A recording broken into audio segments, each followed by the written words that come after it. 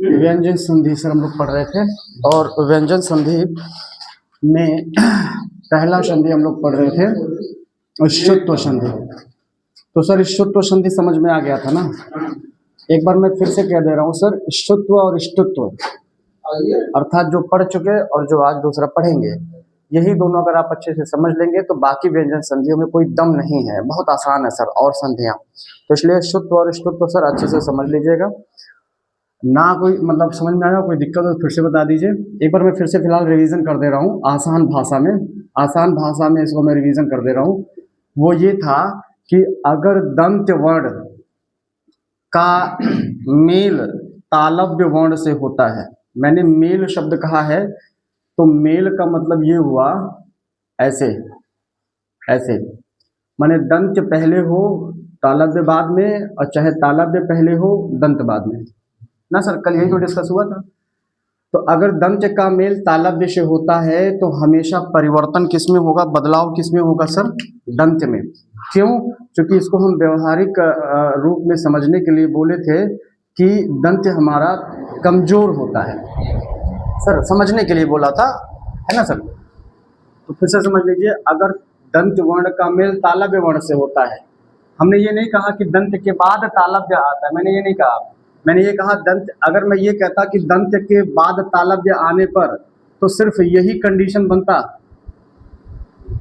फिर ये कंडीशन नहीं बनता, ये कंडीशन नहीं बन पाता। अगर फिर से सुन लीजिए, अगर मैं ये कहूँ कि दंत के बाद तालव्य आए या दंत के बाद तालव्य आना चाहिए, तो सिर्फ ये वाला कंडीशन दंत के बाद तालव्य आ रहा है, फिर ये नहीं बन पाता, ये सही नहीं हो पाता, क्योंकि यहाँ तो तालव्य के बाद दंत है ना सर। लेकिन नियम में ऐसा कुछ भी नहीं कहा गया, बाद शब्द का यूज नहीं किया गया है। नियम में ये कहा गया है कि दंत का तालव्य से मेल हो, तो मेल होगा अगर दंत पहले तालव्य बाद में तो भी, अगर तालव्य पहले दंत बाद में तो भी, तो फिर होगा क्या, तो कहा भैया दंत को बदल दीजिएगा तालव्य में। अब इस पे हम लोगों ने एग्जाम्पल किया था शायद सर, 2-3 उदाहरण किए थे, पहले उसी को देख लेते हैं। जैसे हम लोगों ने किया था रामस धन सेते, तो यहाँ पे स दंत है और ये वाला श तालव्य है, तो हमने कहा अगर दंत तालव्य मिलता है तो दंत बदल जाएगा, तो दंत बदल जाएगा किसमें, तालव्य, तो दंत से बदल जाएगा तालव्य श में, तो ये हो जाएगा इस तरीके से, तो ये कैंसिल, क्योंकि ये इसमें बदल गया सर ना। तो अब क्या बनेगा सर, तो ये राम है और यहाँ आधा छोटा स था, तो यहाँ इसके जगह पे आधा बड़ा श हो गया, ये ऐसे, और ये शेते जैसे था वैसे हम ऐड कर लेंगे तो बन गया राम शेते। इसी तरीके से सर एक और उदाहरण किए थे सत धन चित, तो सत धन चित से क्या बनेगा, देखते ही पता चल रहा है सचित बनेगा, लेकिन कैसे बना, तो ये दंत है, ये तालव्य है, दंत तालव्य मिलेगा तो दंत बदल जाएगा तालव्य में स्थानानुसार। तो ये त पहला अक्षर है दंत का, त दंत का पहला वर्ण है, तो इसके स्थान पर तालव्य का पहला वर्ण हो जाएगा, तो तालव्य का पहला वर्ण क्या होता है सर, च। वर्णमाला आपका अच्छे से तैयार होना चाहिए ना। वर्गीय व्यंजन में आपका पहला मतलब अगर हम क वर्ग की बात करें तो पहला दूसरा तीसरा चौथा हम दिमाग में एकदम सेट होना चाहिए, दूसरा है ना, इस तरीके से। तो ये त च बदल गया तो ये कैंसिल हो गया, स अब आधा तय था, ये त हलंत का मतलब आधा तय, तो आधा तय की जगह पे अब आधा च हो गया, और यहाँ ची था, ची लिख दीजिए, और ये तय है, तय लिख दीजिए, तो इस तरीके से सचित बन गया। तो सतदन चित से मतलब तालव्य अपने हिसाब से वही वर्ण बन जाएगा, हाँ, तब चाहे जो वर्ण हो, हाँ, लेकिन तालव्य जो है चाहे तो चाही बना लेगा, तालव्य चाहे तो चाही बना लेगा सर। ये दंत जिस नंबर का होगा, नंबर उस नंबर से, हाँ, दंत जिस नंबर का होगा, जिस नंबर का होगा या जिस स्थान का होगा सर, दंत जिस स्थान का होगा, दंत उसी स्थान के तालव्य में बदलेगा, उसी स्थान के तालव्य में बदलेगा। जैसे मान लीजिए 1 नंबर का दंत है तो इसके स्थान पर 1 नंबर का तालव्य होगा। अगर दंत 1 नंबर का है तो तालव्य 1 नंबर हो जाएगा, दंत 2 नंबर है तो तालव्य 2 नंबर हो जाएगा, दंत 3 नंबर है तो तालव्य 3 नंबर हो जाएगा। जैसे 1 नंबर दंत का मतलब सर था, 2 नंबर दंत का मतलब था, 3 नंबर दंत का मतलब द, ऐसे 4 नंबर दंत का मतलब ध, 5 नंबर का मतलब न, इस तरीके से। तो अगर त होगा तो वो 1 नंबर के तालव्य अर्थात च बदलेगा, थ होगा तो 2 नंबर के छ बदलेगा, द होगा तो 3 नंबर के जम बदलेगा, स्थान के अनुसार बदलेगा सर ना। तो यहाँ पे देखिए 1 नंबर का दंत था तो इसके स्थान पे 1 आधा वर्ण ही लिखा जाएगा। हाँ सर, क्योंकि ये व्यंजन में हलंत ही आ रहा है, क्योंकि जिसमें बदलाव हो रहा है वो व्यंजन है, वो हलंत है, वो आधा है, तो उसके स्थान पे आधा ही होगा, है ना सर। ये चीज है। और एक और किए थे सर, सारिंगिन धन जय, सारिंगिन धन जय। तो यहाँ पे देख पा रहे हैं कि प्लस के पहले वाला जो वर्ड है ये दंत्य वर्ण है, और प्लस के बाद वाला जो वर्ड है जय, ये तालव्य वर्ण है। तो हमने कहा दंत तालव्य से अगर मिलता है तो दंत्य में बदलाव होगा, मतलब न को बदलना पड़ेगा। न यहाँ फिट नहीं है, न को बदलना पड़ेगा। अब न को बदलना है मतलब न को हटाना है, रिमूव कर दीजिए। तो अगर रिमूव करेंगे तो उसके स्थान पे कुछ लिखना होगा। तो कहा क्या लिखें, तो कहा जिस नंबर का दंत है सर उसी नंबर का तालव्य। तो ये 5 नंबर का दंत है सर, तो इसके स्थान पे 5 नंबर का तालव्य आ जाएगा। तो 1 नंबर का तालव्य 6, 2 नंबर का 6, 3 नंबर का 6, 4 नंबर का 6, 5 नंबर का ही है। तो ये न के स्थान पे सर ये कर दीजिए, बाकी सब जो है वैसे ही लिखेंगे। तो ये शारिंगी पहले से था, और ये आधा न की जगह पे ये आधा ये हो गया, और जया जैसे था वैसे जोड़ देंगे। तो सारिंगिन धन जया से क्या बनेगा, तो सारिंग जया। ये 3 उदाहरण सर हम लोगों ने कल कर लिए थे, थोड़ा सा ताजा कर दिया मैंने। दोनों संयोग से वही बन गया, साथ। हाँ ये तो सही होगा सर। जी जी। अब कहिए तो इसमें कुछ और उदाहरण देख लिया जाए, नहीं तो फिर आगे। हाँ अब देखिए,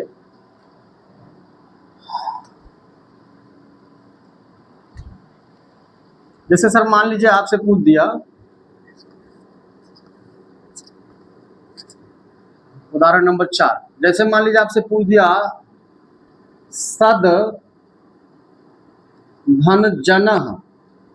अब आपसे पूछ दिया सर सद धन जनः में कौन सी संधि है, तो सद धन जनः में कौन सी संधि है, तो आप देख पा रहे हैं प्लस के पहले हलंत है, नाते व्यंजन संधि है।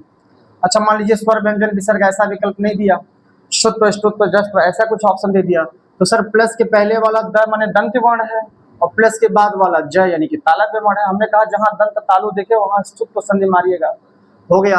अच्छा पूछता है क्या बनेगा, तो ये बताइए दंत और तालव्य का मिलन होगा तो कौन बदलेगा सर, दंत। और कैसे, स्थान के अनुसार, इसमें तालव्य में। तो ये 3 नंबर का दंत है तो 3 नंबर के तालव्य में बदलेगा, अर्थात द की जगह पे जय हो जाएगा। तो ये द हो गया खत्म। अब जो है बना लीजिए स, आधा द की जगह पे आधा ज हो गया, और जना को ऐड कर देंगे तो हो गया सज्जनः।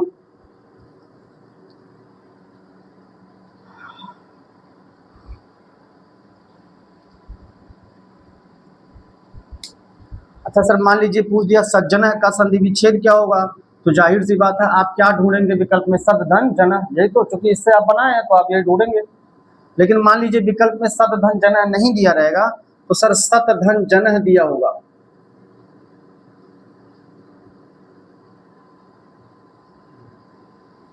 फिर से सुन लीजिए सर, चूंकि आप यही पढ़ करके गए हैं, आप इतना ही पढ़े हैं, अर्थात आप ये रटे हैं कि सद धन जनः बराबर सज्जन है, अर्थात जब आपसे सज्जन का संधि विच्छेद पूछेगा तो आपके दिमाग में सद धन जनः रहेगा और वही विकल्प में ढूंढेंगे।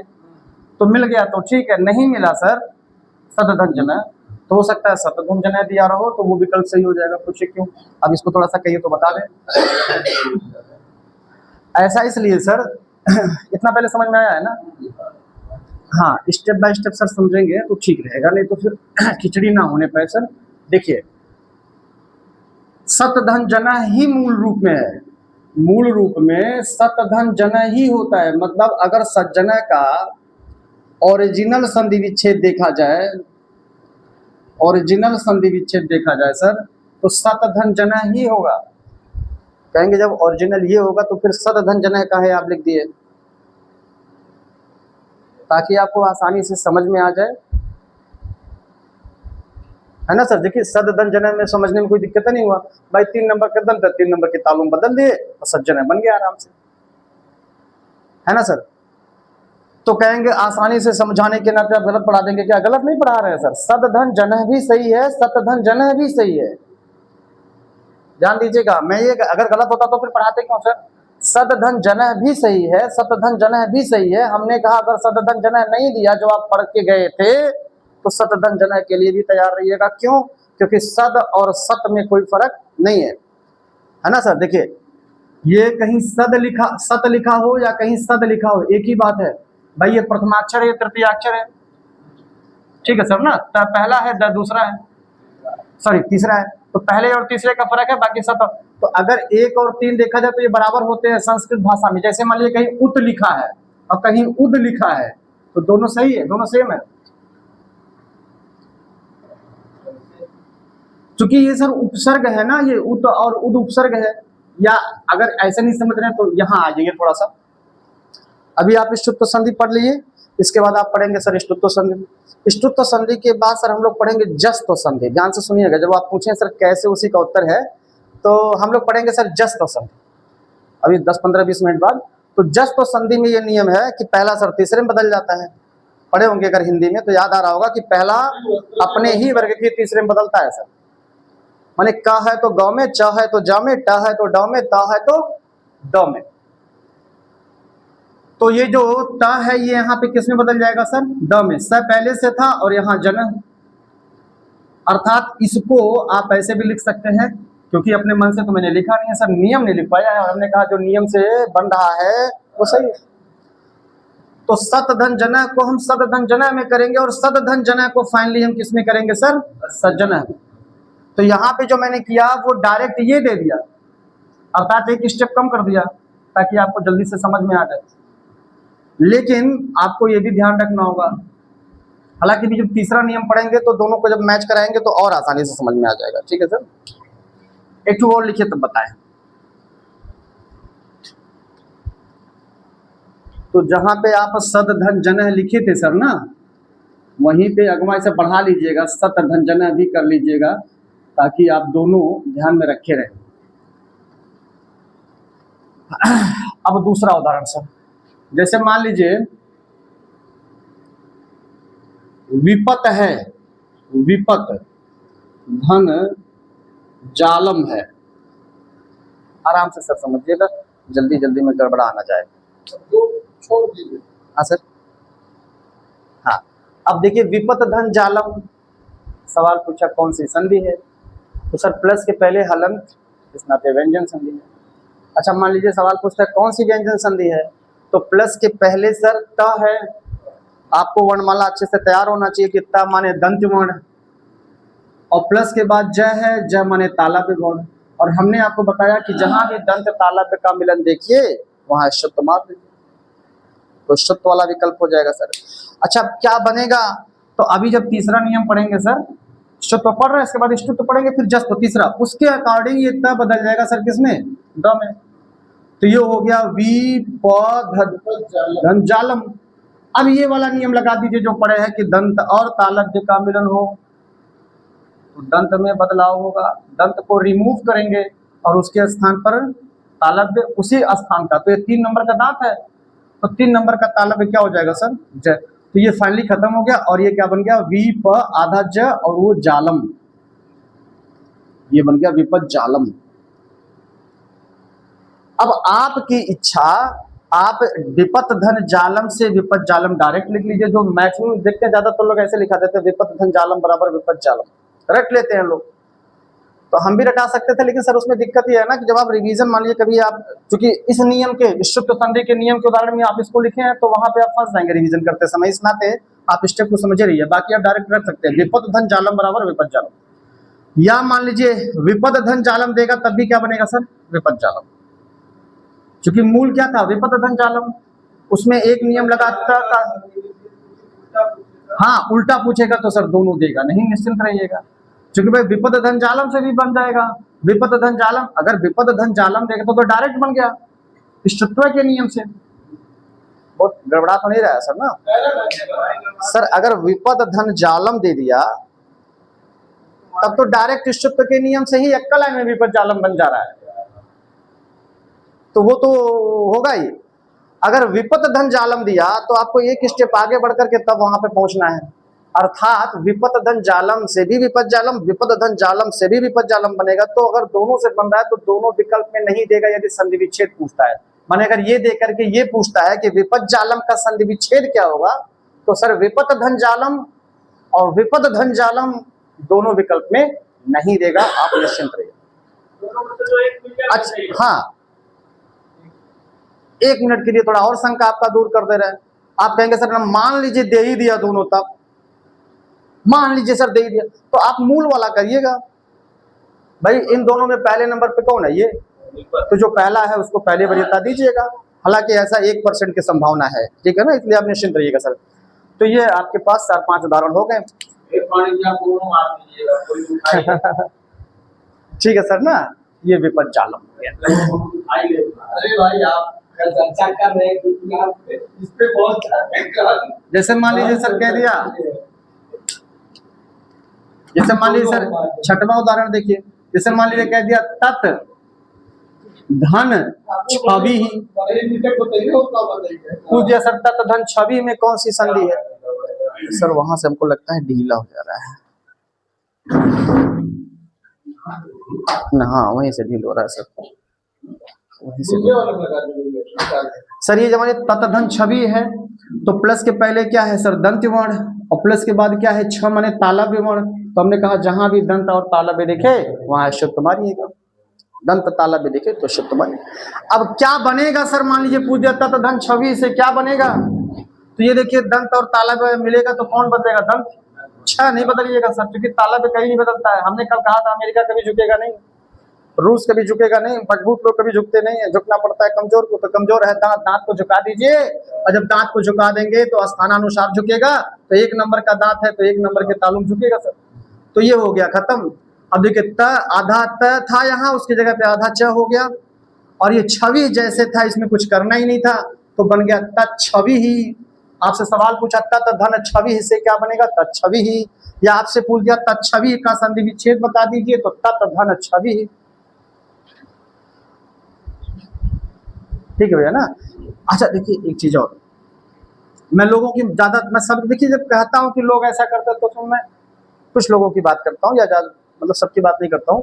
तो जैसे एग्जाम में जब पूछता है ना कि तत्छवि का संधि विच्छेद क्या होगा सर, तो पहला ऑप्शन में दे देता है तत् धन छवि ही। तो ये तो खैर ठीक है। या मान लीजिए इसको बाद में कर दिया बी ऑप्शन, ए ऑप्शन कर दिया सर तच धन छवि। सवाल क्या है सर? तत्छवि का संधि विच्छेद क्या होगा? तो ये होगा संधि विच्छेद, ये होगा संधि विच्छेद, कि दुई ऑप्शन कुछ और दे देगा। तो ज्यादातर लोग सर क्या करते हैं ये वाला, क्यों? क्योंकि वो मैच कराते हैं ना। अच्छा त छ मिल गया तो मिल गया, तो ये मार देते हैं। इतना भी नहीं सोचते कि सर वो संधि विच्छेद पूछ रहा है। सर याद रखिएगा, संधि विच्छेद पूछे चाहे संधि पूछे, उसमें परिवर्तन तो होना चाहिए ना, क्योंकि संधि का मतलब ही होता है सर परिवर्तन। और आप देखिए अगर आप इससे आप ये बना रहे हैं या इसको इसमें तोड़ रहे हैं तो कहीं कुछ परिवर्तन दिख रहा है सर? जो ये लिखा है वही ये भी तो लिखा है, कहाँ कोई बदलाव है सर? त आधा च छ वी, कोई बदलाव ही नहीं है। और हमने कहा यदि बदलाव नहीं है तो वो संधि नहीं हो सकता, वो संधि विच्छेद नहीं हो सकता, क्योंकि संधि का मतलब ये बदलाव। हाँ अगर आप ये देखें तो देखिए यहाँ त है ठीक है, यहाँ छवि है ठीक है, लेकिन ये देखिए त का च में बदलाव हो रहा है। तो हमने कहा अगर बदलाव हो रहा है तो ये सही है। मतलब ये कॉमन सेंस लगाने की बात कर रहे हैं। बाकी अगर आप रटे हैं, आपके दिमाग में है, तब तो देखते ही मार दीजिएगा, इतना 3-5 कौन करने जाएगा भाई? तत् छवि तत् धन छवि रटे, अच्छी बात। लेकिन अगर कभी इस तरीके से कोई अनपढ़ा आ गया जो आप नहीं पढ़े हैं, तो आप विकल्प चूज करने से पहले ये छोटी सी बात ध्यान दीजिएगा कि भाई बदलाव वाला ही विकल्प सही होगा। जो डायरेक्ट मैच कर रहा है वो सही नहीं हो सकता है सर। तो और उदाहरण करवा दे कि हो जाएगा? ठीक है। बाकी वन लाइनर का जब हम करवाएंगे तो उसमें हम ढेर सारा आपको और उदाहरण दे देंगे जो मुझे लगेगा कि हाँ बढ़िया है। तो अगला सर है इसका, समझ लीजिए इसकी जैसा ही है, ष्टुत्व संधि। और हमने कल कहा था, पहले नाम लिख लीजिए सर, यह व्यंजन संधि का दूसरा भेद है ष्टुत्व संधि।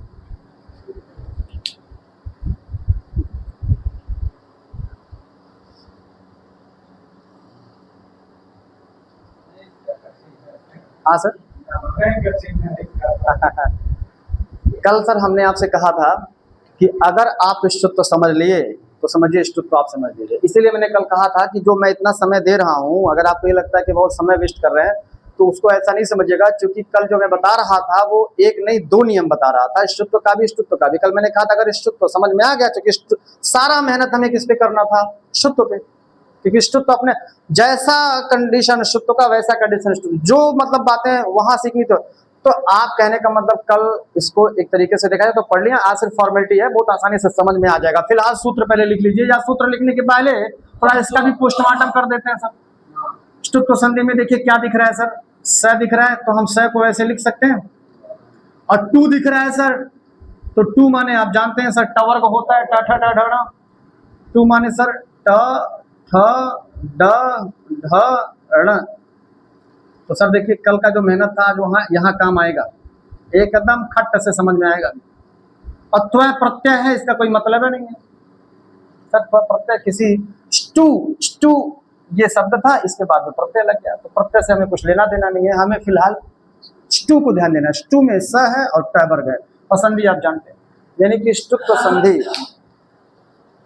किन वर्णों से संबंधित संधि है, इन्हीं से संबंधित। जैसे कलम ने कहा था ष्टुत्व संधि किससे संबंधित है, तो श से और चवर्ग से, अर्थात तालव्य से। यहाँ पे सर ये मूर्धन्य है, ये भी मूर्धन्य है। आप अगर पढ़ेंगे ऋतु रसाराम मूर्धा, रे का उच्चारण स्थान मूर्धा, टवर्ग का उच्चारण स्थान मूर्धा और मूर्धन्य स का उच्चारण स्थान मूर्धा। अर्थात ष्टुत्व संधि में हमें क्या बनाना होगा, मूर्धन्य वर्ण। जैसे शुत्व संधि में क्या बनाए थे सर, तालव्य वर्ण, क्योंकि वहां शु था, शुत्व शु बन रहा था। ऐसे यहाँ ष्टुत्व है तो यहाँ क्या बनेगा, ष्टु बनेगा। अब कैसे बनेगा ये हम लोग को जानना है। तो आप हेडिंग डालिएगा सर सूत्र, और सूत्र में लिखिएगा स्टुनाष्टु, स्टुनाष्टु,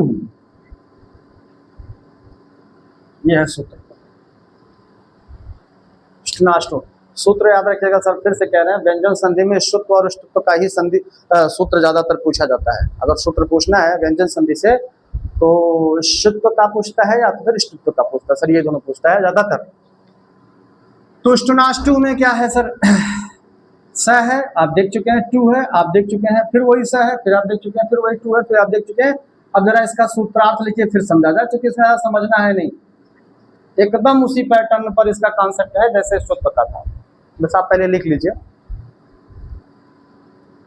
लिखिए सर स, यहाँ ध्यान से लिखिएगा सर, स माने ये दंत स की बात हो रही है। कहेंगे ये कहाँ से आ गया, अभी बता रहे हैं, पहले आप लिख लीजिए। स्लैश लगाइएगा, तवर्ग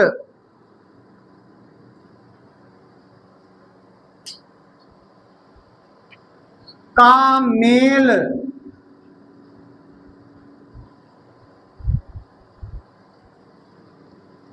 स, इस बार ये वाला स लिखिएगा सर, मूर्धन्य स, हलंत लगा लीजिएगा। स्लैश टवर्ग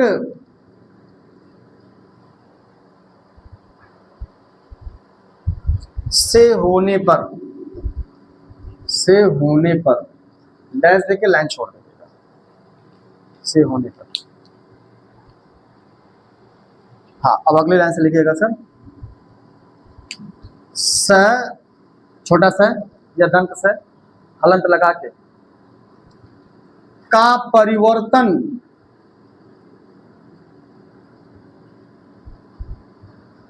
स मूर्धन्य स हलंत लगा के में होता है।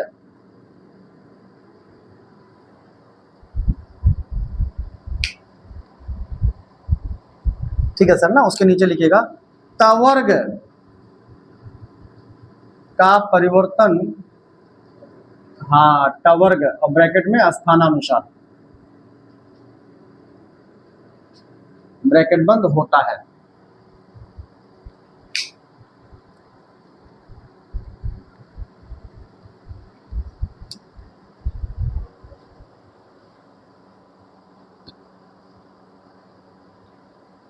ये ट है सर, है टमाटर वाला ट लिखिएगा सर, ये ट जैसा हो सकता है बन गया हो, ये ऐसे टवर।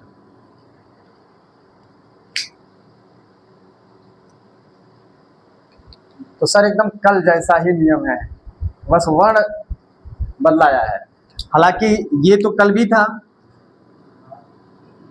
बस यहाँ तालव्य से या चवर्ग था, बस यही बदलाया है, बाकी तो सब सेम है, जैसे वहां करते थे वैसे यहाँ। फिलहाल देख लीजिए थोड़ा सा सर देख लीजिए, अभी तुरंत समझ में आएगा, इसमें ज्यादा मेहनत नहीं लगेगा समझने में। फिलहाल देखिए ये आपका कंडीशन है, ये क्वेश्चन में दिखेगा, और अगर ये दिखेगा तो आपको ये करना है।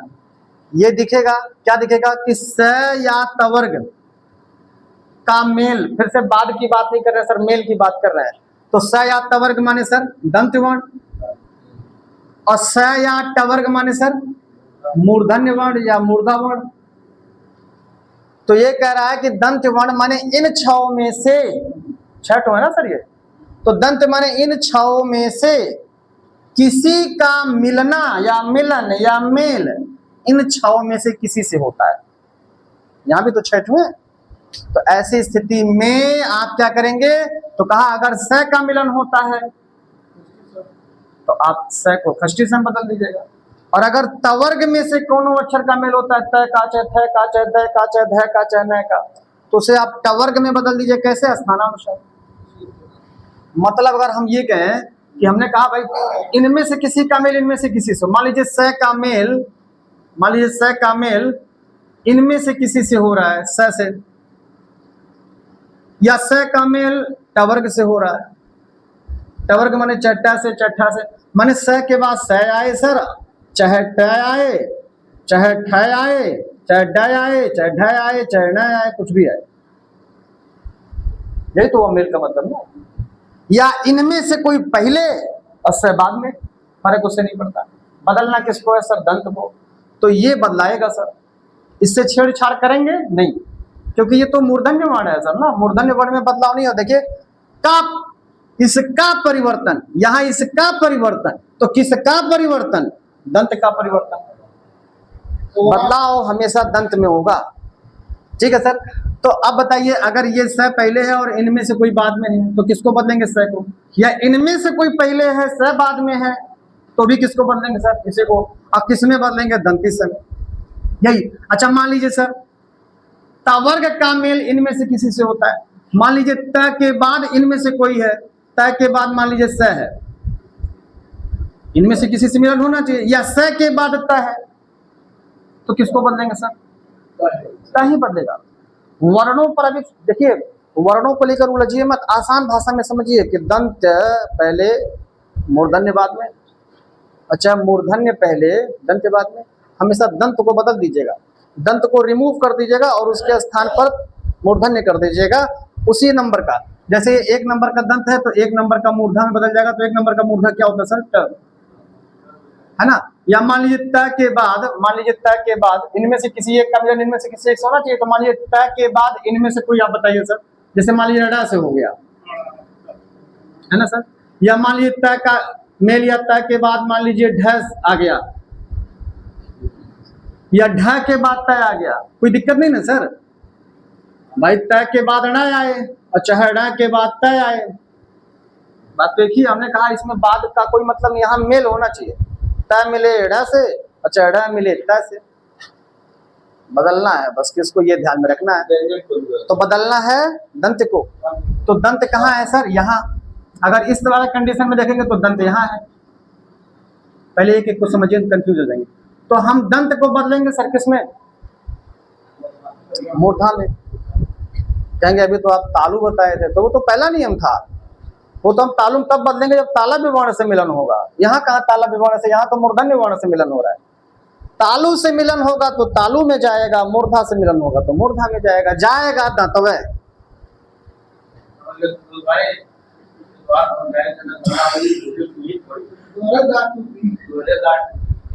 तो सर ये त को हम किस में बदल दें भैया? हाँ ट में। त को किस में बदल देंगे? ट में। बस यही करना। फिर से देख लीजिए, अगर दंत का मेल ताल मूर्धन्य से हो तो हमेशा दंत को मूर्धन्य में बदल देंगे, according to rank, according to position, क्रम के अनुसार। और यहाँ भी वही सिस्टम है भाई। अगर मैं पूछूं दांत और मूर्धा में कौन नित्य रहता है, कौन हमेशा बना रहता है? मूर्धा। मूर्धा ऊपर होता है, कभी टूटता नहीं है, जन्म से मृत्यु पर्यंत के दांत। तो यहाँ भी दांत कमजोर है तो दांत ही हमेशा झुकेगा, चाहे तालु से मिले चाहे मूर्धा से। ठीक है सर ना। चलिए कुछ उदाहरण देखिए, फिर डाउट होगा तो देखा जाएगा, अभी बता देंगे और समझा देंगे। इसको मिटा दें, चलिए तब उदाहरण किया जाए। थोड़ा सा आप यही ध्यान दीजिएगा, दंत और मूर्धा, दंत और तालु, बाकी आप वर्णों को लेकर के कंफ्यूज मत होइएगा। जैसे उदाहरण देखिए, पहले एक आध दो उदाहरण से भी क्लियर हो जाएगा। जैसे मान लीजिए आपसे कह दिया रामस धन टीकते, कह दिया भैया रामस धन टीकते में संधि बताइए। तो प्लस के पहले हलंत है तो कौन सी संधि? व्यंजन। व्यंजन संधि। और कौन सी व्यंजन संधि पूछता है तो यहाँ प्लस के पहले क्या है सर, दंत वर्ण। स माने दंत वर्ण, वर्णमाला इसलिए तैयार होना चाहिए। अगर वर्णमाला तैयार है तो वर्ण को फटाफट आप पहचान जाए, चाहे दंत है, तालब्ध है, मूर्धन्य है, ओष्ठ है, दंतोष्ठ है, ऐसे पहचान जाएंगे। तो प्लस के पहले स माने दंत है और प्लस के बाद ट, ट माने सब मूर्धन्य है। और हमने कहा कि जहां दंत मूर्धन्य का मिलन हो वहां अष्टत्व है, जहां दंत तालव्य का मिलन हो वहां शुत्व है। तो अगर शुत्व अष्टुत्व विकल्प में दे दो तो क्या मारिएगा सर, शुत्व। अच्छा, अगर पूछता है रामस धन टीकते से क्या बनेगा भैया, तो आप बताइए दंत का मिलन मूर्धन्य से होगा तो कौन झुकेगा, दंत। किसको रिमूव करेंगे, दंत को। तो इसको रिमूव कर देंगे, मैंने इसको हटा देंगे और इसकी जगह पे मूर्धन्य वाला लिख देंगे, तो मूर्धन्य से आ गया ऐसे। अब जो बन रहा है सर बना लीजिए। ये देखिए राम पहले से थे तो राम पहले से हैं, यहाँ आधा स था छोटा, यहाँ आधा स हो जाएगा मूर्धन्य। अब टीकते पहले से था, टीकते लिख दीजिए, तो भैया बन गया रामस टीकते। तो सवाल पूछा था रामस धन टीकते से क्या बनेगा, रामस टीकते। या रामस टीकते का संधि विच्छेद पूछेगा तो रामस धन टीकते। कुछ बोरियत नहीं लग रहा है सर, ठीक है, एकदम क्लियर। हमने पहले तो शुत्व और शुत्व, अगर ये दोनों समझ में आया तो बाकी में कोई दम नहीं है। अच्छा, एक और देख लीजिए सर, आपको मिठाई को इंडिया अध्यक्ष की जन्मदिन है, दूसरा एक पकड़ ले आप जा पाओगे मिठाई हम अपने पर्सनल। जैसे कह दिया सर तत् धन टीका, पूछ दिया तत् धन टीका से क्या बनेगा। तो भैया देखिए यहाँ त माने दंत है और यहाँ उसके बाद ट माने मूर्धन्य है। हमने कहा जब भी दंत का मिलन मूर्धन्य से हो तो दंत के स्थान पर मूर्धन्य कर दीजिएगा। तो इसके स्थान पर मूर्धन्य करना माने इसको हटाना है और इसके स्थान पर मूर्धन्य होगा स्थान के अनुसार। तो एक नंबर का दंत है तो एक नंबर के मूर्धन बदल जाएगा ट में, उसके बाद जैसे दिख रहा है बना लीजिए।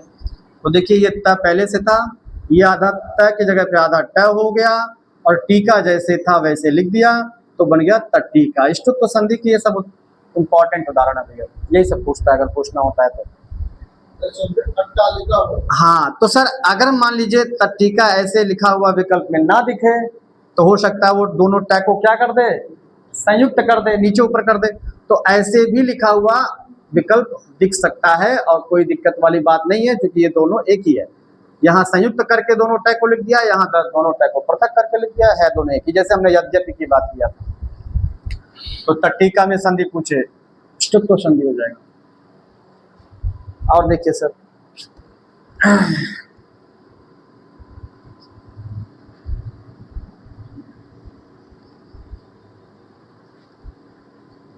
जैसे कह दिया बालकस, बालकस धन षष्ठ।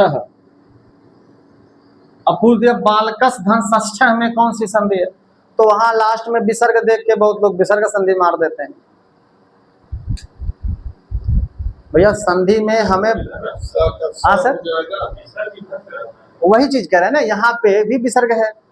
तो हमारे कहने का मतलब है अगर आपको संधि का नाम बताना है कि कौन सी संधि है सर, नाम बताइए, तो हमेशा प्लस के पहले देखना है और कहीं नहीं देखना है। और जहाँ जो है रहने दीजिए, उसमें कोई लेना देना नहीं, हमें इससे कोई मतलब नहीं। आना ना हमको संधि बताना, हमको इससे कोई मदद देखबा नहीं करेंगे, हमें सिर्फ प्लस के पहले वाला चाहिए। तो प्लस के पहले हलंत वर्ण है, इसमें व्यंजन संधि है ना। अब क्या बनेगा सर, तो ये देखिए ये स दंत है और ये स मूर्धन्य है। हमने कहा दंत मूर्धन्य मिलेगा तो दंत में बदलाव माने दंत को हटा दीजिएगा, उसके स्थान पर मूर्धन्य से हो जाएगा सर, ये हो गया। अब जो है बना लीजिए, बस एक ही चीज बताना, बाकी सब वही लिख देना, बा बा ल ल क और इसके स्थान पे ये हो गया, वो भी आधा है। और यहाँ पे ये देखिए पूरा है पहले से और फिर आधा है और फिर ये कंफ्यूज नहीं होगी भैया, हमने कुछ बनाया थोड़ी है। कहेंगे इतना बार सा लिख दे रहे हैं मूर्धन्य की, उसमें कंफ्यूजन। हमने क्या किया है सर, हमने तो खाली ये एक तो बदला, बाकी तो ये स दो स मूर्धन्य पहले से था, जो था वही लिख दिया। तो बालकस षष्ठ बन गया। पूछ दिया बालकस षष्ठ का संधि विच्छेद, तो ये हो जाएगा बालकस षष्ठ। ठीक है ना। और देख लीजिए सात्विक शब्द है, सात्विक शब्द है, सार्थक शब्द है बिल्कुल। ये बालकस माने होता है बालक, लड़का, हाँ छठवां लड़का, षष्ठा माने छठवा। वाले छठवा बालका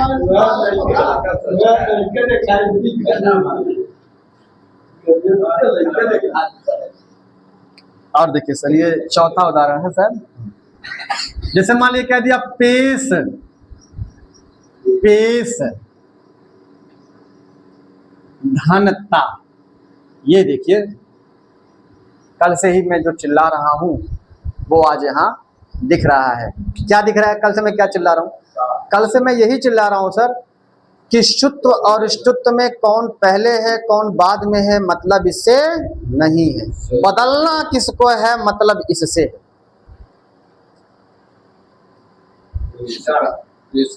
तो सर आप बताइए इसमें बदलाव किसमें होगा? ता में। एग्जैक्टली अभी जो आप 3-4 उदाहरण किए थे उसमें प्लस के पहले जो दंत था वो बदल रहा था, और यहाँ पे देखिए बदलाव सर यहाँ प्लस के बाद वाले में होगा। तो वही मैं कह रहा हूँ, पहले भी बदलाव हो सकता है। जहां दंत बैठेगा वहीं पहुंच जाइएगा और उसको हटा के उसके स्थान पे मूर्धन्य कर देगा। तो ये त बदल गया सर ट में, तो ये मात्रा इसके साथ जुड़ जाएगा। अब देखिए है ना, इसका मात्रा इसके साथ जोड़ दीजिए। तो ये देखिए पे और ये आधा मूर्धन्य से को आप ऐसे लिख सकते हैं। अब तय की जगह पे ट था, आ की मात्रा यहाँ आ गया तो बन गया पीष्टा, पीसने वाला। यही मैं कल से कह रहा हूँ सर, पहले शुद्ध और अशुद्ध में पहले बाद में क्या है इससे मतलब नहीं। बदलाव किसमें होना है? बदलाव हमेशा दंत में होना है, चाहे उसके साथ तालव्य हो चाहे उसके साथ मूर्धन्य हो, बदलाव हमेशा दंत में ही होगा। और पीष्टा बन गया। ऐसे ही सर मान लीजिए आपसे कह दिया रास,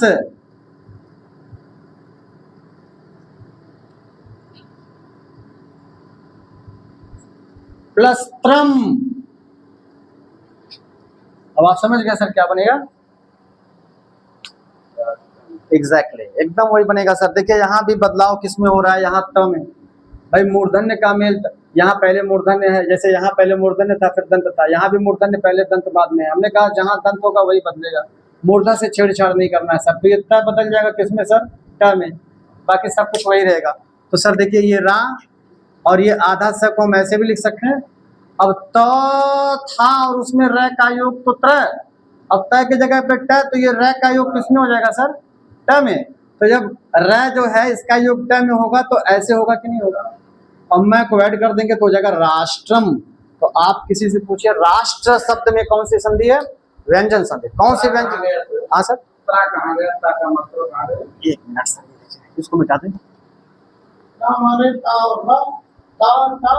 देखिए भैया एक बार मैं फिर से बता दे रहा हूँ। देखिए ये त्रम था, ठीक है सर ना। एक स्टेप और मैं आगे बढ़ता हूँ, इसमें तो कुछ छेड़छाड़ नहीं किया, जैसे था वैसे लिख दिया। अब ये जो त्र है इसको आप ऐसे लिख सकते हैं कि नहीं सर? ये वाला जो त्रम है, त्रम को आप लिख सकते हैं सर। अब देखिए रास, और यही त किसमें बदल जाएगा सर? ट में, और र में पहले से था सर ना। अब ये रा और इसको हम ऐसे लिख सकते हैं, और ये ट और र मिलकर के क्या हो जाएगा सर? त्र। जैसे सर त और र मिलकर के क्या होता है सर? त्र। अगर हम क और र को मिला दें तो क्या बन जाएगा सर? क्रय।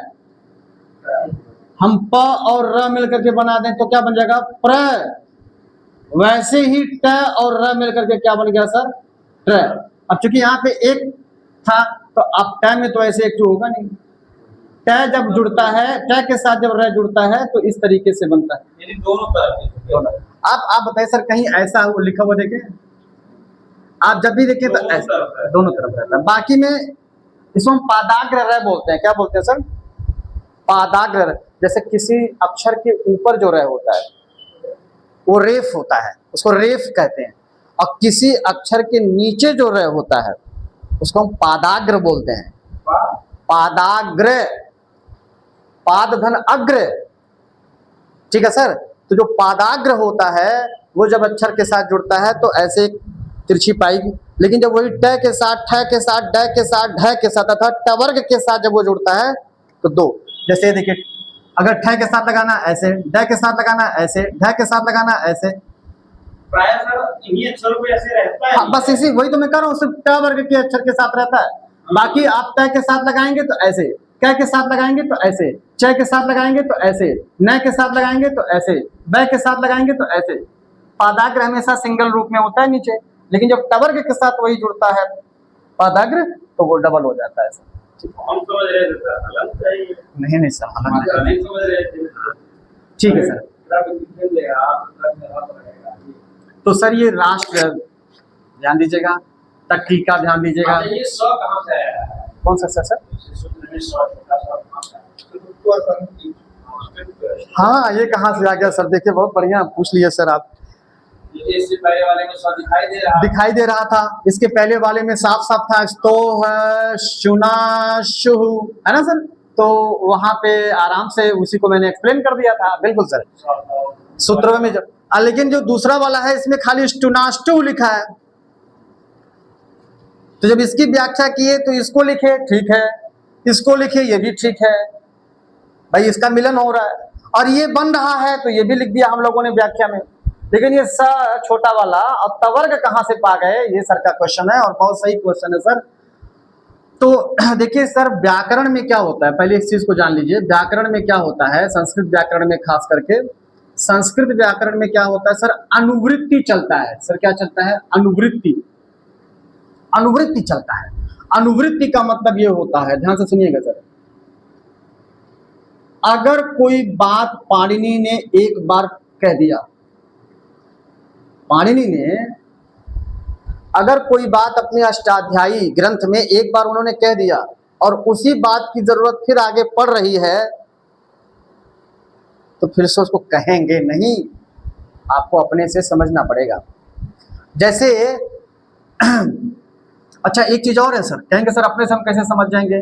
जैसे ये शुत्व का जो था स्तोषणाशु, अब इसका हर, देखिए हर सूत्र की नंबरिंग होती है सर। जैसे मान लीजिए इसकी नंबरिंग, मान लीजिए एक मिनट के लिए कल्पना करिए एक है, पाणिनि की जो अष्टाध्यायी है, जो मूल व्याकरण ग्रंथ है, उसमें सब सूत्र में सूत्र है, हिंदी का एक शब्द नहीं मिलेगा क्योंकि उसमें हिंदी था ही नहीं।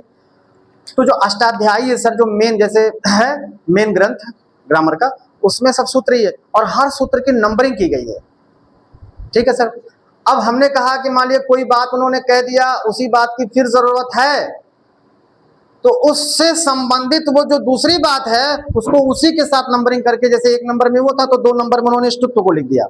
तो जब अगर 2 नंबर में स्तुत्व को लिख दिया, इसका मतलब स्तुत्व में भी 1 नंबर का जो स्तो था उसकी जरूरत पड़ेगी, तो वहां पे स्तो अपने से हम क्या कर लेंगे सर, अजूम कर लेंगे। एक्चुअली आसान भाषा समझिए, स्तुत्व संधि का जो सूत्र हम लोगों ने लिखा स्टुनाष्टु, इसका जो फुल फॉर्म था वो स्तोह स्टुनाष्टु था। कहेंगे तो लिखवाया क्या नहीं, क्योंकि अगर हम स्तोह स्टुनाष्टु लिखवा देते, क्योंकि हम स्तोह स्टुनाष्टु लिखवा देते, सब थोड़ा सा समझ लीजिए।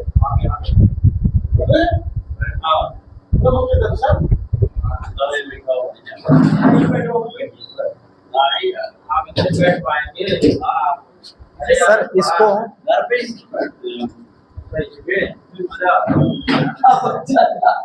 सर इसको अच्छे से,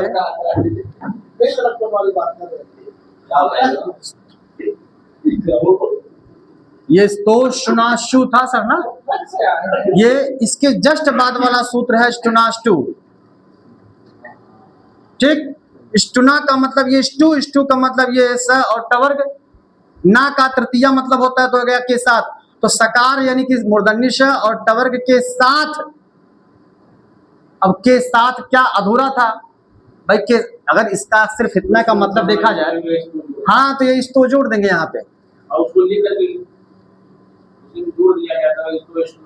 हाँ तो दिक्कत यही है, वही चीज बता रहा हूँ। एक्चुअली सर जो स्टुनाष्टु आप सूत्र लिखे, ये पूर्ण रूप इसका, फुल फॉर्म इसका ये था स्टुनाष्टु, लेकिन चूंकि पाणिनि तो एक बार पहले लिख चुके थे, वही मैं बता, हाँ उसको आप रिपीट नहीं कर सकते, वही चीज मैं कह रहा हूँ। एक बार अगर आप लिख दिए, पाणिनि ने चूंकि पहले ये सूत्र लिखा कि पहले ये सूत्र लिखा सर, तो पहले ये सूत्र लिखा, तो जब इस सूत्र में ये पहले लिख दिए थे तो वही आप दूसरे सूत्र में भी लिख देते तो वो गलत मान लिया जाता है ना। बाकी देखिए यहाँ स्टुना लिखे थे, यहाँ स्टुना लिखे हैं, यहाँ स्टू लिखे थे, यहाँ इसमें कोई रिपीटिशन नहीं ना है। लेकिन अगर स्तो फिर से लिख देते तो वही स्तो रिपीट होने लगता, और हमने कहा व्याकरण में अगर कोई चीज रिपीट होता है तो वो गलत माना जाता है। इस नाते उनको मजबूरन स्तो को छोड़ना पड़ा, अब इसे आपको अपने से समझना पड़ेगा। कहेंगे तो आपने लिखवा दिए होते समझने के नाते। अगर हम लिखवा देते सर, ध्यान से सुनिए, अगर हम लिखवा देते तो आप हमेशा ष्टुत्व संधि का सूत्र क्या रख के बैठे रहते सर, स्तो स्टुनाष्टु। और जब सर ष्टुत्व संधि का सूत्र आपसे पूछ लेता तो स्टुनाष्टु भी दे दे और स्तो स्टुनाष्टु भी दे दे, तो जो कि आप यही रटे ये करके आ जाएंगे, गलत हो जाएगा, क्योंकि स्तो थोड़ी है सूत्रवा में, वो तो आप अपने से समझने के लिए जोड़ रहे हैं। ठीक है सर, इसीलिए हाँ। तो ये था सर ष्टुत्व संधि। और मैंने पहले ही कहा ष्टुत्व और ष्टुत्व ये जो दो संधियां हैं, अगर आपने इसको समझ लिया तो समझिए आप 70% व्यंजन संधि समझ गए, क्योंकि सब कुछ कंसंट्रेशन वाली बात इसी में थी। अब कोई दिक्कत नहीं है, अब जो है सब बहुत आसान है। हालांकि एक आध एग्जाम्पल और कर लेते सूचना पे सोचना नहीं है बस। एक आध एग्जाम्पल सूचना पे सोचना नहीं है। ये वाला एग्जाम्पल जो है सर, ये भी इम्पोर्टेंट है, इस पे सवाल ये कई बार पूछा गया है। हालांकि देखते ही आप कर ले जाएंगे भाई, वो तो धन डायनम से क्या बनेगा, देखते पता चल रहा है डायनम बनेगा, लेकिन कैसे बना सर थोड़ा सा देख लीजिए, नियम कहाँ फॉलो हो रहा है। तो ये देखिए, ये त माने दंत वर्ण है सर, त माने दंत वर्ण है, और इधर ड है, ड माने सर मूर्धन्य वर्ण है। तो हमने कहा कि अगर दंत का मिलन मूर्धन्य से होगा तो दंत को रिमूव करना है, तो रिमूव कर दीजिए, तो इसके स्थान पे मूर्धन्य ला दीजिए। तो एक नंबर का दांत है तो एक नंबर का मूर्धन बदलेगा सर, तो पहले ये ट बनता है ना सर, पहले ये ट बनता है, तो ये उ है, इधर डायनम है। ठीक, अब यहाँ पे अभी जो तीसरा नियम लिखवाएंगे जस्प संधि वाला, कि ट अर्थात पहला अपने ही वर्ग के तीसरे में, तो ये बदलेगा सर ड में, तो ये फिर कैंसिल होगा और फिर ये मिलकर के क्या सर बन जाएगा, उड्डयनम, उ आधा ड और वो ड या नम, ऐसे समझ में है सर। अब यही चीज किताबों में डायरेक्ट लिखा होता उत दंडयनम, तो जब आप नियम पढ़ करके इसको देखेंगे तो समझ में नहीं आएगा। लेकिन अगर आप तीसरा कौन सी संधि रहेगा, जस्ट संधि, मान लीजिए जस्ट संधि आ जाए और ये संधि आ जाए तो होगा। हाँ हाँ सर, बहुत बहुत बढ़िया बढ़िया सब एग्जैक्टली अभी सब बस बस बहुत बढ़िया बढ़िया सवाल पूछ रहे हैं, एकदम जेन्युइन सवाल पूछ रहे हैं भैया, और ये बहुत जरूरी है सर, ये सब जान लीजिए। ऐसा होता है जो सर पूछ रहे हैं ना, ऐसा होता है एग्जाम में, ऐसा विकल्प में रहता है। आज जो बंडा करिए तो भगवान की बुद्धि खत्म हो गई। सर ये उड्डयनम बन गया ना। अच्छा मान लीजिए उड्डयनम ऐसे विकल्प में लिखा हुआ नहीं दिखेगा, तो हो सकता है भाई दोनों डै को संयुक्त कर दे, यहाँ दोनों डै पृथक लिखा है, हो सकता है भाई वो ऐसे लिखा हुआ दे दे, तो कोई दिक्कत वाली बात तो है नहीं, क्योंकि दोनों सेम है। ठीक है सर, अब जो सर आपका इसको ये है सर उत्तधन डायनम। अब ये त के बाद ड अर्थात दंत के बाद मूर्धन्य है, तो दंत को बदलेंगे सर। अब दंत बदलाएगा लेकिन स्थान के अनुसार बदलाएगा ना, तो ये एक नंबर का दांत है तो एक ही नंबर के मूर्धा बदलाएगा, तो एक नंबर का मूर्धा ट है, तो बन रहा था उट डायनम। लेकिन उट डायनम में अभी भी संधि है, चूंकि एक के बाद अभी आगे पढ़ेंगे, एक के बाद अगर तीन आए, जैसे ये ड 3 नंबर है तो एक को 3 बदल देंगे, तो ये फाइनली उड्डयनम बन गया। अब कहने का मतलब ये है कि सर का कहना ये है कि चूंकि हाँ दोनों मतलब जो सूत्रार्थ में जो दोनों लगा है, हाँ दोनों जो लिखवाए हैं वही सर का के अनुसार से दोनों यहाँ पे सर ष्टुत्व वाला नियम लगा के आप टै बनाए। हाँ। ये समझ में आ रहा है ना सर, जबरदस्ती नहीं कीजिएगा सर, ये आ रहा है ना समझ में। यहाँ ष्टुत्व वाला नियम से टै बना। अब इसमें हमने कहा एक नियम और लगेगा, कहेंगे काहे नियम लगाएंगे आप, क्योंकि संधि का ये नियम है सर कि जब तक संधि का कंडीशन दिखाए तब तक आपको संधि करना है, चाहे 4 स्टेप में करिए। क्योंकि सर अभी ये भी संधि का कंडीशन आगे पढ़ेंगे, जस्ट संधि अभी लिखिएगा नहीं सर इसको, जस्ट संधि अभी जस्ट आप इसके बाद वाली संधि वही पढ़ेंगे। तो यहाँ पे जस्ट संधि का कंडीशन दिख रहा है। जस्ट संधि का कंडीशन ये है कि अगर एक के बाद 3 आए तो एक को 3 में बदलने आ जाता है, तो एक है ये ट वर्ग का एक ही तो है सर, और इसके बाद ड ये ट वर्ग का 3 है, तो एक के बाद 3 आ रहा है तो एक को बदलना पड़ेगा 3 में, तो जब आप एक को 3 में बदलेंगे तब ये खत्म हो जाएगा और फिर बन जाएगा उड्डयनम। अब सर का सवाल ये है कि उड्डयनम के बनने में ष्टुत्व भी लग रहा है और जस्त्व भी लग रहा है, तो अगर विकल्प में ष्टुत्व और जस्त्व दोनों दे दे तो फिर हम कौन सा विकल्प करेंगे सर, यही सवाल है ना। तो आप बताइए मेन कौन है, पहले कौन था, पहले ष्टुत्व था तो ष्टुत्व मारेंगे, ठीक है सर ना। हाँ लेकिन अच्छा सवाल था सर, ये ष्टुत्व और जस्त्व दोनों दे देगा। फिलहाल आप डायरेक्ट रख सकते हैं उत्तधन डायनम बराबर उड्डयनम। वो तो मैं इसलिए समझा देता हूँ, क्योंकि जब आप नियम पढ़ करके उदाहरण देखेंगे, सर गारंटी दे रहा हूँ, अगर नियम आप इष्टुत्व का पढ़वे करेंगे, जब नियम पढ़ना है तो इष्टुत्व का नियम पढ़ने के बाद जब उतधन डायनम बराबर उड्डयनम डायरेक्ट बना हुआ देखेंगे और थोड़ा सा दिमाग लगाएंगे तो आपका पूरा दिन बीत जाएगा। लेकिन उतधन डायनम से डायरेक्ट उड्डयनम इष्टुत्व ने कैसे बना दिया ये समझ में भी नहीं आएगा। हाँ, क्योंकि नियम से तो भाई टर्म बदल रहा है, तो फिर उड्डा कहाँ से पा गए, इसीलिए मुझे ये समझाना पड़ा कि भैया यहाँ जस्ट के नियम से उड्डा बनता है। क्लियर है सर ना? तो ये हो गया 5-6 उदाहरण बहुत है, बाकी वन लाइनर जो उदाहरण करवाएंगे ढेर सारा, उसमें हम और भी जो अच्छे उदाहरण लगेंगे वो करने लगेंगे। अब सर अगला संधि आपका वही जो मैंने अभी थोड़ी देर पहले कहा, जस्त्व संधि। बस व्यंजन संधि का काम आसान हो गया सर। अब शुत्व और अष्टुत्व यही दो थोड़ा सा कंसंट्रेशन वाले, इसमें ज्यादा कंसंट्रेशन की जरूरत थी, बाकी तो सब इधर आसान है। अब इधर सब व्यंजन संधि, चाहे जस्त हो चाहे इसके बाद चर्त्व संधि पढ़ेंगे, अनुस्वार संधि पढ़ेंगे, परसवर्ण संधि पढ़ेंगे, ये सारे आसान है। तो सर जैसे हम लोग शुत्व का पोस्टमार्टम किया था, ऐसे जस्तव का कर दें। तो जस्तव में सर आपको क्या दिख रहा है? जय। अब चूंकि व्यंजन संधि पढ़ रहे हैं इसलिए हलंत लगा लें, और यहाँ श दिख रहा है सर, इसको हम ऐसे लिख सकते हैं। और ये त तो प्रत्यय है, कोई मतलब नहीं। तो ये ज श, एक मिनट सर, इसको हम एक साथ लेंगे तो ये प्रत्याहार भी तो बन जाएगा। तो ये जश का मतलब ये जस है, ऐसे। अब जश का मतलब ये जस है, और आप जानते हैं जस एक प्रत्याहार होता है सर। यहाँ पे जस प्रत्याहार की बात की, फिर से सुन लीजिए सर। जस्त्व संधि, इस नाम में जश आपको दिख रहा है, तो वही जश मैंने यहाँ लिख दिया, क्योंकि इस और इस में कोई फर्क तो है नहीं, है ना सर। तो जस्त्व संधि में जश शब्द दिख रहा है और जश एक प्रत्याहार है, मतलब जस्त्व संधि जस प्रत्याहार से संबंधित नियम है। जैसे ष्टुत्व संधि सर तालव्य वर्ण से संबंधित नियम था, ष्टुत्व संधि मूर्धन्य वर्ण से संबंधित नियम था भैया, वैसे ही जस्त्व संधि जस प्रत्याहार से संबंधित नियम है। अब अगर आपको पहला जो चैप्टर था उसमें माहेश्वर सूत्र प्रत्याहार आपको याद हो, तो देखिए एग्जैक्टली सर, ज ब ग ड द श, यही माहेश्वर सूत्र है। तो इसमें ज से लेकर श तक, तो ज से लेकर श तक में श संज्ञक छोड़ दिया जाएगा, तो यही आपका 5 वर्ण बचा। तो जस का मतलब भैया हो गया ज ब ग ड और द, यानी कि और आसान भाषा में गए तो जस्त्व संधि इन वर्णों से संबंधित संधि है सर। दोनों में कोई फर्क नहीं, जस्त्व जस से संबंधित है, अच्छा जस जब द से संबंधित, बात तो एक ही है ना सर। यहाँ पे मैंने नाम लिखा, यहाँ पे मैंने उसके अंतर्गत आने वाले वर्ण लिखे। अब क्या है जरा सूत्र लिख लीजिए थोड़ा। ये तो मैंने सूत्र का पोस्टमार्टम करके आपको बताया कि सूत्रों बाय को, जैसे शुत्व में क्या था, ष्टुत्व में क्या था, वैसे जस्त्व में क्या है। तो कहा जस्त्व संधि में जश है, जश माने जब ग ड द है, माने जब ग ड द से संबंधित बातें इसमें की जाएंगी। वो बातें कैसे की जाएंगी, सूत्र से पता चलेगा। तो सर इसमें 2 सूत्र होता है, विकल्प में दोनों में से जो भी देगा वो आप करिएगा। पहला है लिखिए सर, झलाम जस झसी। ये सब पूछा गया है सर, झलाम जस झांसी। और दूसरा लिखिएगा झलाम जसोवंते, ऐसे झलाम जशो अंते, दोनों सूत्र लिखिएगा सर।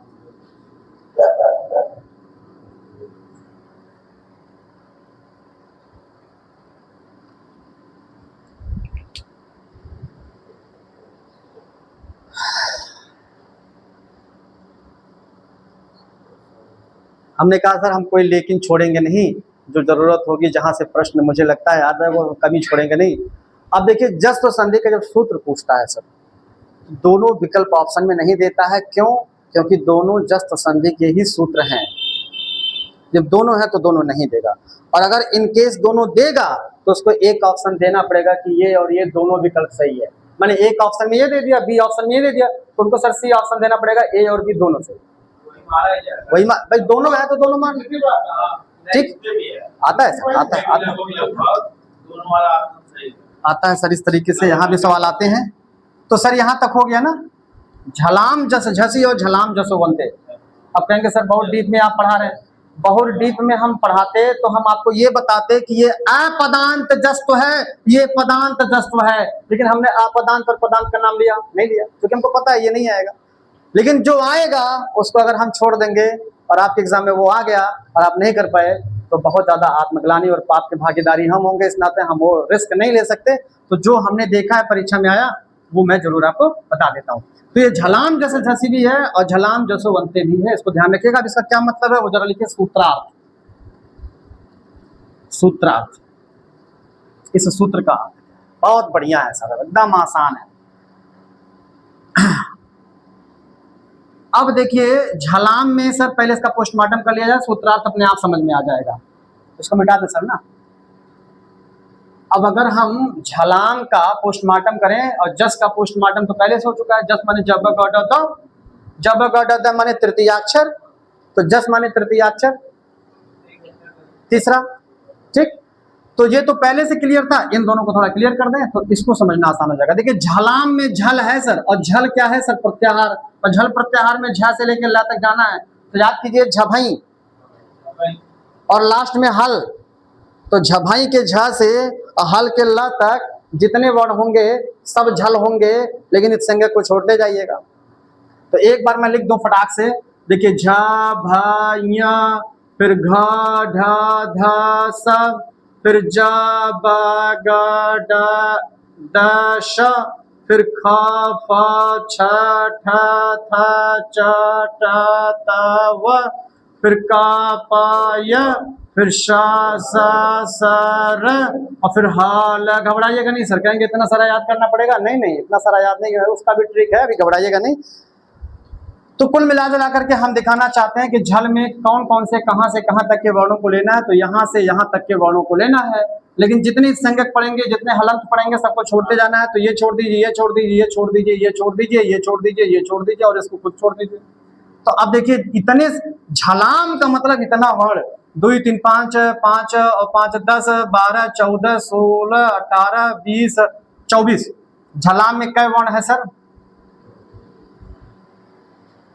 आसान है सर। जैसे इस शुद्ध में तो 12 वर्णों की बात थी, लेकिन क्या हमको 12 याद करना है? नहीं, बस केवल इतना याद रखिए, दंत तालव्य। ऐसे भी ये भी आसान हो जाएगा। देखिए झ भ घ ढ ध, ये सब के सब चौथे नंबर है सर, चौथे नंबर। ज ब ग ड द, ये सब चौथे नंबर है सर, तीसरे नंबर। और ख फ छ ठ थ, यहाँ तक चौथा नंबर है सर, दूसरा नंबर। और च ट त क प, ये कौन से असर है? पहला। और श स स है क्या असर? ऊष्म या शल। तो कुल मिला जुला करके आपको 24 वर्ण याद नहीं रखने, आपको सर बस 1 2 3 4 ऊष्म याद रखना है, बस। कहाँ कठिन है सर?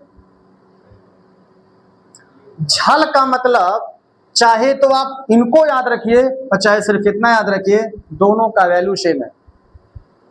आपकी अंतरात्मा आपसे पूछती है झल का मतलब बताइए, तो आप चाहिए पूरा गाइएगा, लेकिन इसमें रिस्क है सर, भूल सकता है। आप इतना ध्यान रखिएगा, हर वर्ग का पहला, हर वर्ग का दूसरा, हर वर्ग का तीसरा, हर वर्ग का चौथा और शल प्रत्याहार के वर्ण, ये सब के सब झल है। ठीक है सर ना? क्लियर? सब झल वो उतना समझना नहीं, झल का ये आपको अभी समय लग रहा है ना, पता चल रहा है भाई। कोई भी चीज, जैसे हम साइकिल चलाना सीखे थे तो समय बहुत लगा था, गाड़ी चलाना सीखते हैं समय बहुत लगता है, लेकिन क्या वो बाद में जब आप अभ्यास करते हो तो समय पता चलता है? नहीं। तो अभी आप सीख रहे हैं, एग्जाम तक आपके हैबिचुएट, आप इसके हैबिचुएटेड हो जाएंगे, तो आप वहां पे इतना समय थोड़ी देंगे। हाँ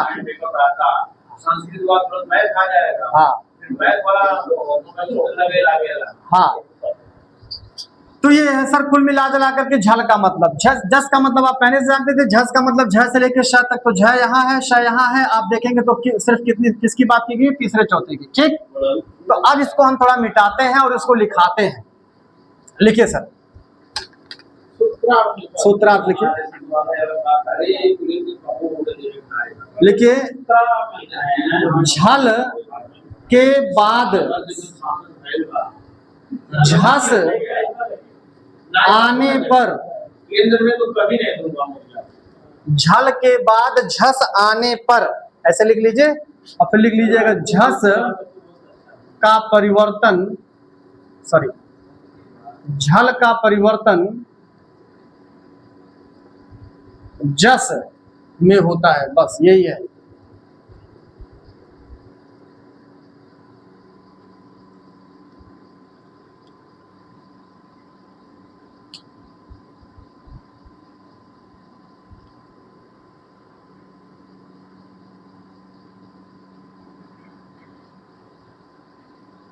ठीक है सर ना।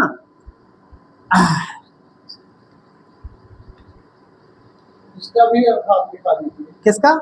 चलो जस का परिवर्तन होता है। हाँ, अब इसको और एक्सप्लेन कर लें, और एक्सप्लेन कर लें। देखिए अर्थात ये देखिए ये है, तो ये कह रहा है कि अगर ये झल हो और ये झस हो तो ये झल झस में बदल जाएगा। और आसान भाषा में कहें तो अगर पहला वर्ण 1 हो या 2 हो या 3 हो या 4 हो और दूसरा वर्ण सर 3 हो या 4 हो, ऐसा अगर दिखता हो तो ये 1 2 3 4 जो भी होगा वो जश में अर्थात 3 में बदल जाएगा। यही आपने लिखा है। अब बताओ, उतना सारा बड़ा नियम को हम और आसान किए और इस छोटे करने के बाद हम और छोटा कर दिए। तो हम हमेशा कोशिश करते हैं सर आपका काम आसान ही हो, लेकिन जो आपको करना ही पड़ेगा, अगर आप कहेंगे उसको छोड़ा दिया जाए तो ये तो फिर दिक्कत हो जाएगी सर। हाँ, एक तरीका और है कि भाई आप खाली उदाहरण रट लीजिए, लेकिन खाली उदाहरण तो आएगा नहीं, और जो कोई जरूरी नहीं कि जो आप उदाहरण रटे वो आई जाए, इसीलिए नियम को समझाना पड़ रहा है ना सर। हाँ सर,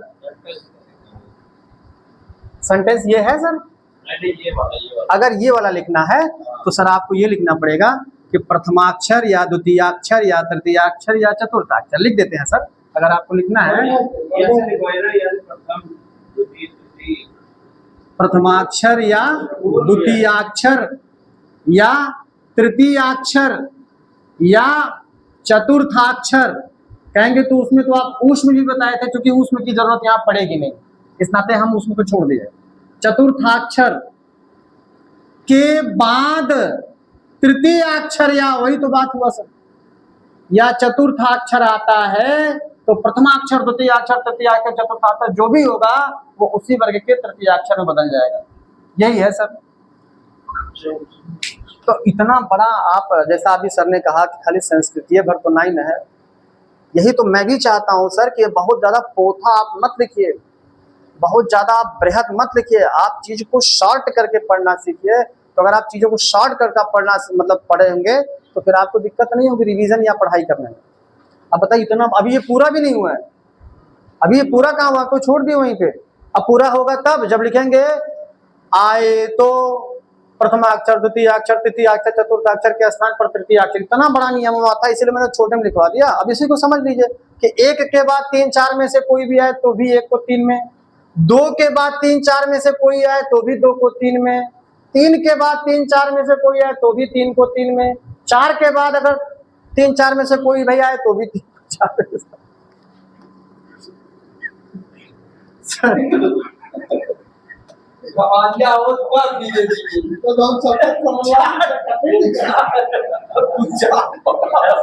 नहीं सर, कठिन नहीं है, कठिन नहीं है। जैसे और थोड़ा और समझिए सर। हाँ, ये नहीं समझ में आ रहा 1 2 3 4।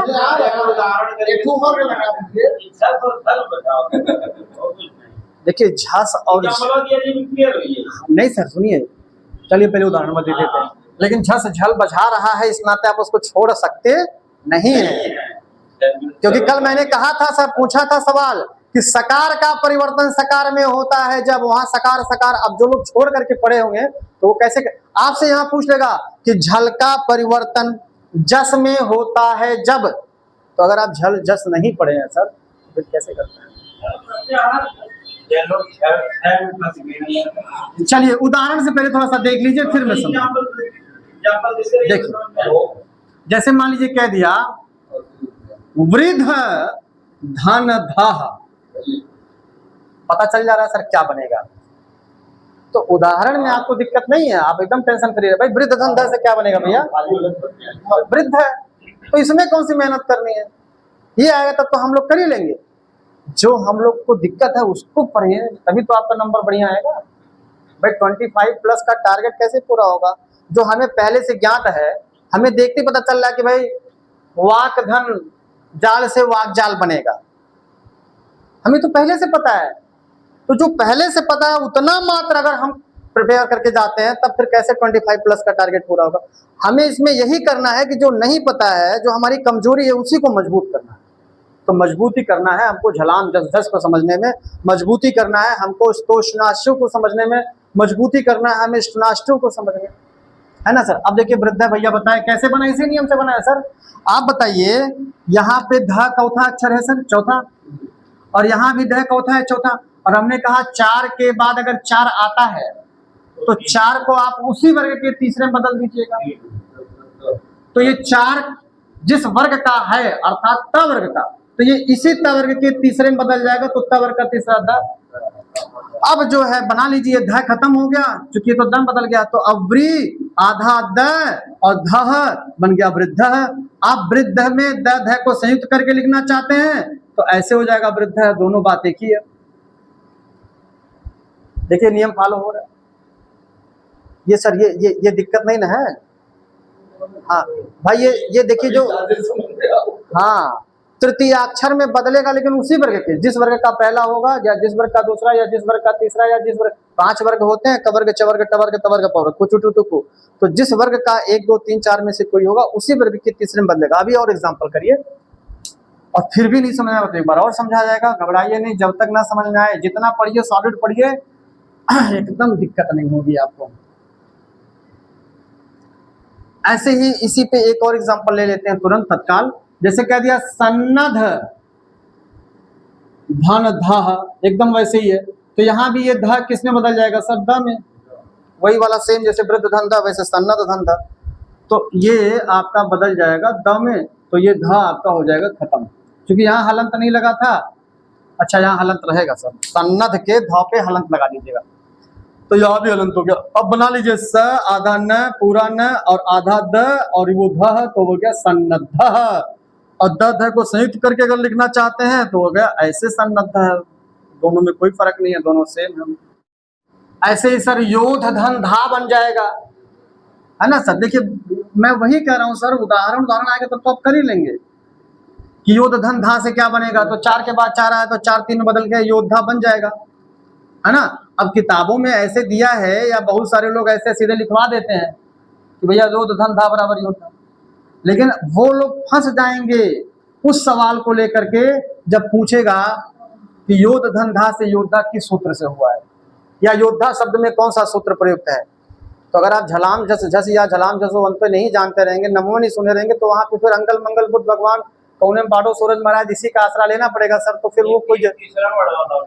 हाँ सर, हाँ सर, अभी तो, और ये 3 उदाहरण हो गया, और देखिए सर, है ना, बिल्कुल सर, ये देखिए अपधन दह है, ऐसे मान लीजिए अपधन दह है या अपधन धी है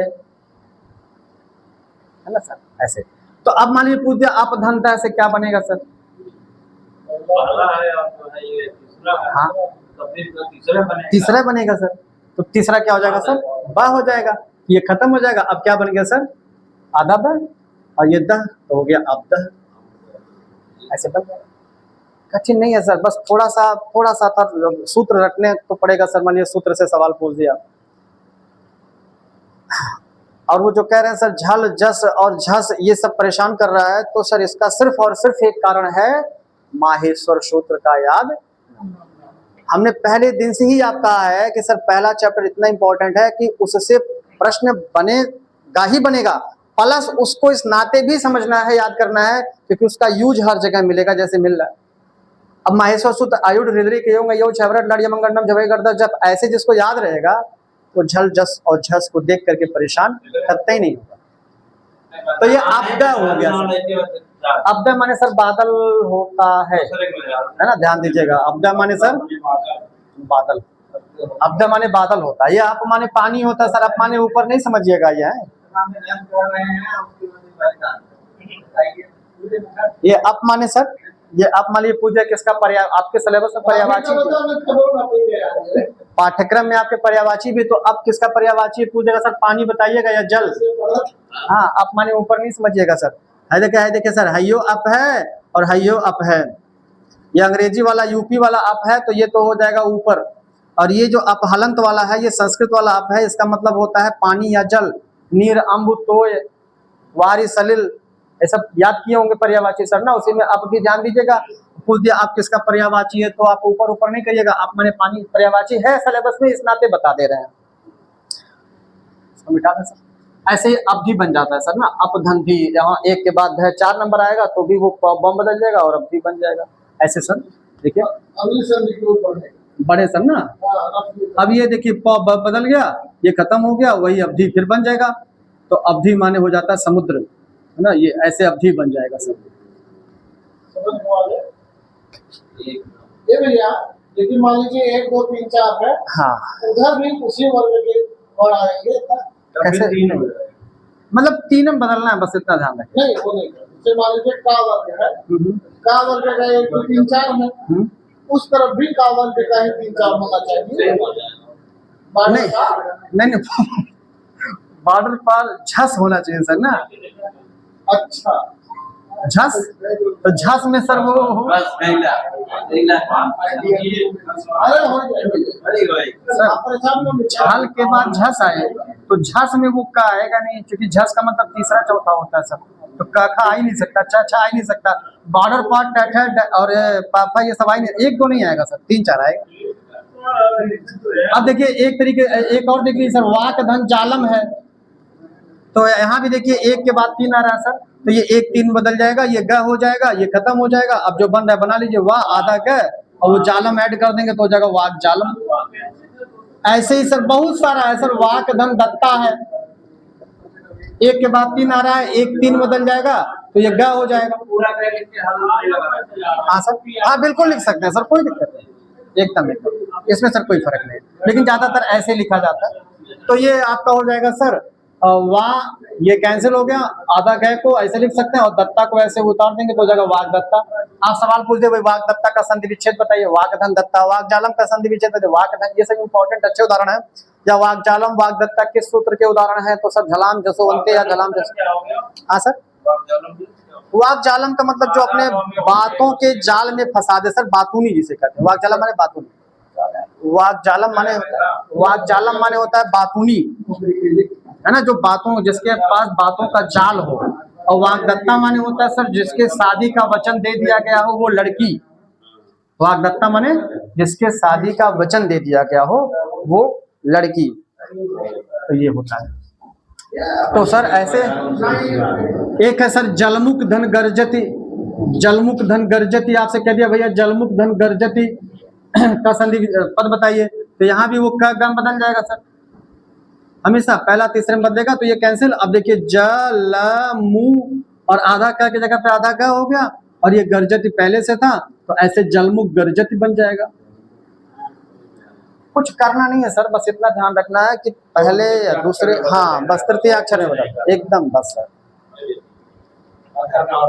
मान लीजिए भैया, मान लीजिए ये पूछ दिया सुप धन अंतः, मान लीजिए ये पूछ दिया सर सुप धन अंतः, ये सब मिटा देना। हाँ एकदम सर, पहले को तीसरे में बदल दीजिए बस, ये ब हो गया, इतना आसान है सर, ये खत्म हो गया।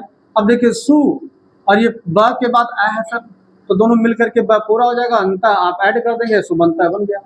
अरे हमने कहा 25 लाख अध्यापक पढ़ना हो रहा, ये जलमुख माने बादल होता है सर, ध्यान दीजिएगा, जलमुख माने बादल और गरजत माने गरजता है, बादल गरजता है। ये जलमुख किसका पर्यायवाची?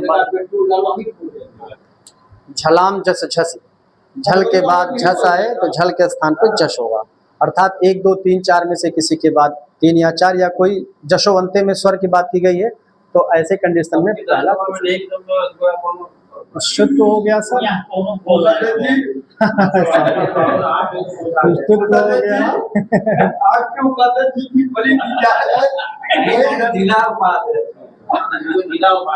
शुद्ध हो गया, शुद्ध हो गया और फिर जस्त हो गया सर ना। ये 3 संधि हम लोगों ने पढ़ा। अब अब ये सब देखिए इंपॉर्टेंट है सर, इनको छोड़ नहीं सकते आप। देखिए लत्व संधि है। अब इसके बाद अगर आपको ज्यादा नहीं पढ़ना है सर, मान लीजिए बहुत ज्यादा आपको लग रहा है, तो आप लत्व को छोड़ नहीं सकते क्योंकि लत्व से आता है, तो आप यहाँ लत्व पर समाप्त कर सकते हैं। और अगर थोड़ा सा नहीं आता है, नहीं सर, अगर आप थोड़ा सा हिम्मत करेंगे तो एक और अनुस्वार पढ़ा देंगे। तो नहीं तो ये शुत्व, स्तुत्व और ये जस्त्व और लत्व, हाँ ये 4 मेन है सर, ध्यान दीजिएगा, ये 4 मेन है। आप पढ़ा दीजिए, छोड़ दे हम लोगों अगर व्यंजन में 4 संधि तैयार है तो दिक्कत नहीं होगी। चलिए लत्व संधि का सूत्र लिखिए सर। अच्छा, जैसे शुत्व में त्व प्रत्यय कोई मतलब नहीं, शु से मतलब, ष्टुत्व में ष्टु से मतलब, जस्त में जस से मतलब, ऐसे लत्व में किससे मतलब सर? अरे सर अल कहाँ, ल से। तो प्रत्यय है, प्रत्यय तो बाद में उसको हटा दीजिए। जैसे शुत्व में त्व हटा दिया, ष्टु बचा, ष्टुत्व में त्व प्रत्यय हटा दिया, ष्टु का मतलब था। जस्त में त्व प्रत्यय हटा दिया, जश का मतलब था। ऐसे ही लत्व में क्या हटा देंगे, त्व, तो किससे मतलब रह जाएगा, ल। अर्थात लत्व संधि किस वर्ण से संबंधित संधि है, ल से, सिर्फ ल से सर, सिर्फ ल से। जब यण कहेंगे तब यह वरला होगा। ये सब थोड़ा सा ध्यान से रहिएगा। चलिए सूत्र ये सब जानते रहेंगे ना तो थोड़ा सा पढ़ने में कैसे लिखते हैं? हाँ? क्या चीज से? ये कुछ विशेष है। अब ये सब आगे देखा जाएगा जब हिंदी में शुद्ध शुद्ध पढ़ा जाएगा सर, ठीक है ना। लत्व संधि का सूत्र सर लिखेगा, ये सब सर पूछा गया है, तोरली ही, ये सब पूछा गया है सर, तोरली ही, तोरली ही, ये आसान है सर।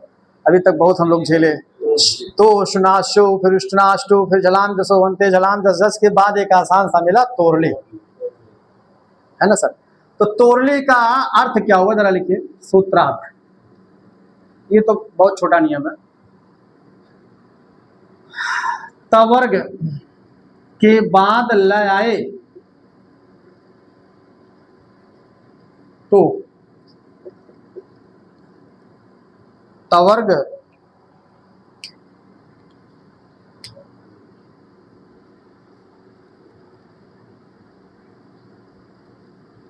ल हलंत में बदल जाता है, में बदल जाता है। आप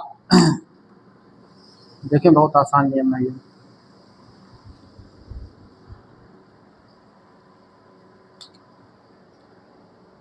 ये है लत्व संधि, तोरली। बॉर्डर पाल ला ही रहेगा। अच्छा हाँ, बॉर्डर पाल ला, बॉर्डर पाल ला ही रहेगा सर। देखिए मेल नहीं होगा बाबा, बाद में आएगा। ता वर्ग के बाद ल, यानी कि प्लस के बाद हमेशा ल ही रहेगा, पक्का 100%, तभी ये काम करेंगे आप। और प्लस के पहले सर क्या रहना चाहिए, तवर्ग, यानी कि त रहे, चाहे था रहे, चाहे दा रहे, चाहे धा रहे, चाहे ना रहे। यानी सर ये कह रहा है, अगर इसको हम और आसान भाषा में समझें तो ये कह रहा है कि प्लस के पहले तवर्ग यानी कि पांचों में से कोई भी हो, और प्लस के बाद अगर ल रहे तो हम ये काम करेंगे, कौन सा, तवर्ग को लम बदल देंगे, तवर्ग को लम बदल देंगे, माने इसके स्थान पर हम क्या कर देंगे सर, ल, वो भी आधा यानी कि हलंत वाला, ठीक है।